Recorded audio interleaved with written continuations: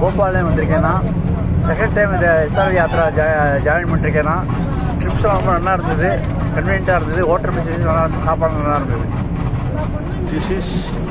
இது வந்து என்னோட 4th யாத்ரா. ஃபர்ஸ்ட் நாங்கள் முக்திநாத் அயோத்தியா போனோம், முக்திநாத் போனோம், துவாரகா.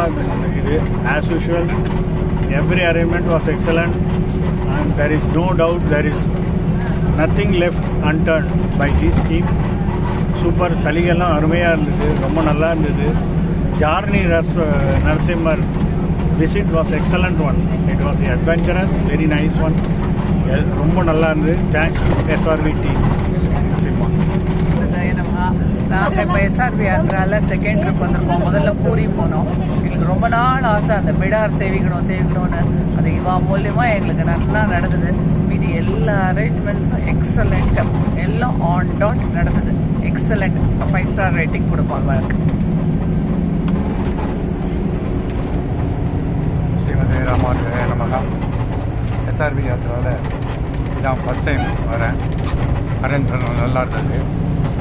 பெருமாள் சேவிக்கும் போது நல்ல ஒரு அனுபவம். அதுவும் பிடார் கேவில் போகிறதுங்கிறது ஒரு அட்வென்ச்சர் மாதிரி. நரசிம்மரை பார்க்க சேவை போமா, கழுத்தளவு தண்ணியில் அப்படின்னு பார்க்கும்போது ஒரு நல்ல ஒரு அனுபவமாக இருந்தது. கூடவே ஹேமாச்சலம், பத்ராச்சலம் எல்லாம் பெருமாள் நல்லா சேவிச்சது, நல்லா இருந்தது. சாப்பாடெல்லாம் ரொம்ப நல்லா இருந்தது, வயிற்றுக்கு எடுக்காமல் சாத்விகமாக இருந்தது. ரூம் அரேஞ்ச்மெண்ட்ஸு எல்லாமே நல்லா இருந்தது. நல்லா பண்ணுவோம். பார்த்துருக்கேன். மைப்ரா 6